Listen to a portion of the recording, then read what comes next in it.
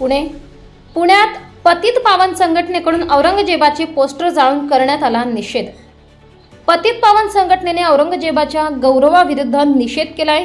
यावेळी संघटनेच्या कार्यकर्त्यांनी आणि अधिकाऱ्यांनी औरंगजेबाचे पोस्टर जाळले आणि त्याला चपलांनी हार घातला। निदर्शने पुणे शहरात झाले, ज्यामध्ये औरंगजेबाविरुद्ध जोरदार घोषणाबाजी करण्यात आली।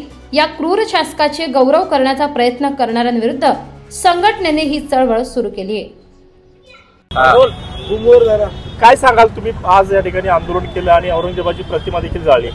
तसं बघायला गेलं, उद्या तिथीप्रमाणे छत्रपती शिवाजी महाराजांची जयंती आणि धर्मवीर संभाजी महाराजांचा बलिदान मास चालू आहे। ज्या औरंगजेबाने म्हणजे आपल्याला बोलू शकत नाही एवढे अत्याचार अन्याय छत्रपती संभाजी महाराजांवर केले आणि त्या परकीय आक्रमकाचं उदात्तीकरण जे आपल्या महाराष्ट्रात बघायला मिळतंय त्याचा निषेध म्हणून आणि छत्रपती शिवाजी महाराजांना मानवंदना म्हणून आज आम्ही पतित पावन संघटनेतर्फे औरंगजेबाच्या पोस्टरचं दहन केलेलं आहे। मागणी काय तुमची नेमकी? आमची मागणी एक अशी आहे की आता छत्रपती शिवाजी महाराज, छत्रपती संभाजी महाराज यांचा जो खोटा इतिहास पसरवला जातोय त्याच्यावर लवकरात लवकर कायदा करावा आणि औरंगजेबाचं उदात्तीकरण जे काय करतायत त्यांच्यावर पण शासन म्हणजे कायदेशीर कारवाई व्हावी। सोशल मीडियावर फेसबुक, इंस्टाग्राम, ट्विटर, व्हॉट्सअप या माध्यमांवर ज्या प्रकारे खोटा इतिहास दाखवला जातो त्यांच्यावर कारवाई करून ACP दर्जाचा अधिकारी त्यांच्याकडे हा तपास सुपूर्द करावा आणि लवकरात लवकर औरंगजेबाचं जे उदात्तीकरण करतायत त्यांच्यावर कठोर कारवाई व्हावी। आत्ता आपण बघितलं तर औरंगजेबाची कबर आपल्या महाराष्ट्रात आहे। तसं बघायला गेलं तो परकीय आक्रमक आहे, त्याची कबर लवकरात लवकर काढून ती त्याच्या मायदेशी, त्याच्या मायभूमी परत पाठवावी आणि 22 तारखेपर्यंत आपल्या या सरकारने त्याची कबर काढावी। अन्यथा 23 तारखेला पतित पावन संघटना त्याच्या कबरीचं प्रतिकात्मक दहन करणार।